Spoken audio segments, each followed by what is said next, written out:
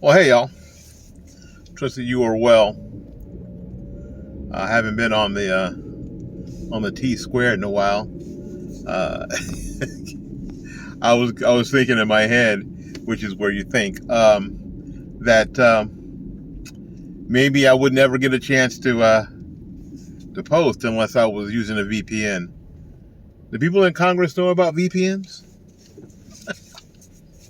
Just asking, just asking a question. Anyway, um, because the whole TikTok thing seems to me, does it seem to you? It's kind of a red herring. Let's just talk about something that is important while ignoring the thing that's the most important. With the presidential election coming up, there's usually a couple of usually there's a couple of hot button issues that will get people to think of one person or the other. For instance, with Barack Obama, it was healthcare, wasn't it? Barack Obama was going to bring us free healthcare, and with these terrible insurance companies and blah blah blah and doctors, he's going to bring us free healthcare like all the civilized European nations, right? So that was kind of a hot button issue, and it took until 2010, almost 2.5 years later. I think the Unaffordable Care Act was signed in March of 2010, I guess. I don't remember. Sometime like that. And that was a hot button issue. And then on the re-election, it wasn't the economy, because the economy sucked. All the matrix of all the economy sucked. But it was protecting what they had started. Still healthcare, right?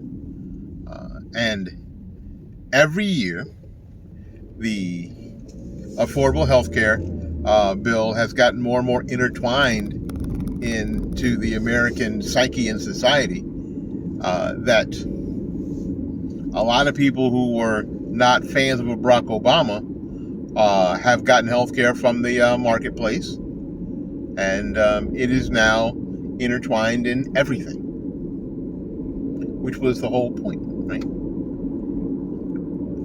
But that's not what I'm here to talk about. I'm not here to talk about that at all. I'm here to talk about today is that issue and what you think it is for this presidential election. Now, I know that the Democrats want you to think it's about January 6th and Donald Trump being a danger to our democracy. Right? That's what they want you to think it is. But it's not about that. And you know it isn't. It's about illegal immigration. It's about illegal aliens. It's about the invasion of illegal aliens across our southern border. And not just our southern border, because 320,000 illegal immigrants have been flown into our country by the federal government. You don't believe me? You can look that up. So this is about illegal immigration. It's not about racism. It's not about xenophobia. It's not about Islamophobia. It's not about transphobia. It's not about any of those things. It's about the invasion and the deterioration of our sovereignty. That's what it's about. And it's starting to get, it's funny. You can find them on you can find these videos on YouTube. You can find them everywhere. There are communities around the country, Chicago, New York, San Francisco, Oakland, all these places that say that the governments, the local governments, we're a sanctuary city. We're a sanctuary city. Because they were far enough away from the southern border, so they could say that. They could just say it. Because they never thought in 100,000 years that they would ever have to act like it or be it, right? Maybe the random person that found their way somehow to New York with to visit relatives, they could protect, and they could be a sanctuary city, and they could hug themselves. But now, when they are facing something a little bigger than an individual, they are freaking out. You remember Martha's Vineyard. Now I'm sorry, I laughed my off when the residents of Martha's Vineyard were screaming that it was a humanitarian crisis because they had a busload of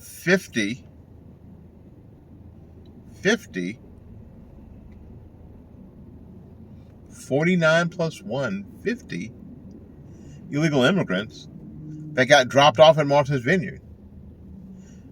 Like, some of the wealthiest people in the world couldn't figure out how to help 50 people?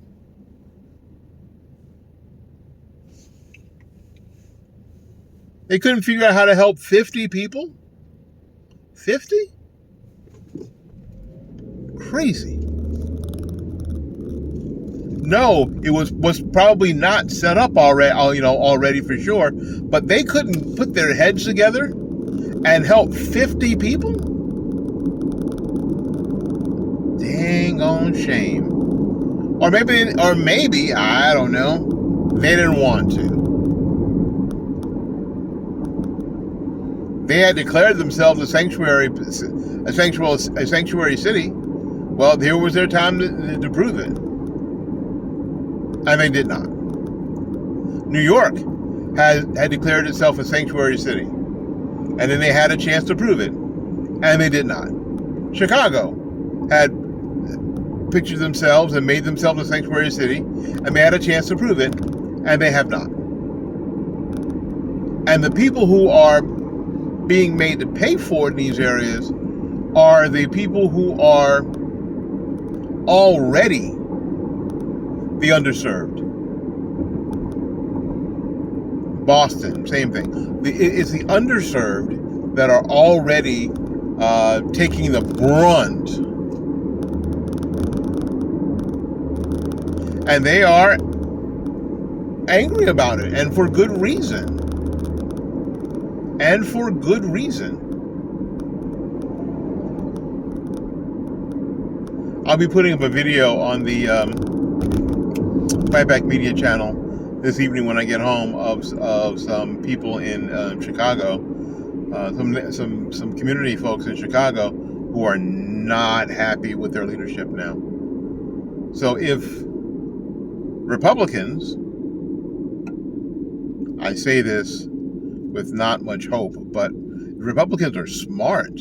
They will listen to those in these communities who are not pleased with the leadership of Democrats. Now, they're not going to win. Let's not get stupid. They're not going to win a bunch of Republicans. They're not going to win. But if they can scrape off just off the top a few of the most disgruntled, that could make the difference in a lot of elections. As long as Republicans stay focused. Stay focused. Ask the questions. Why are the underserved in these communities who voted for these people in leadership being the ones that are being taken advantage of and being ignored, as those people who are coming in the country who aren't supposed to be here are getting preferred status? It's happening that way. Why is that? Anyway, my name is Willie Lawson. I am the host of The Morning Report on fightbackmedia.com, fightbackmedia.com, fightbackmedia.com, and fightbackmediatv.com. Until we see you again, go out there and learn something, love somebody, and for goodness sakes, take care of yourself. We'll see you when we see you. Bye-bye now.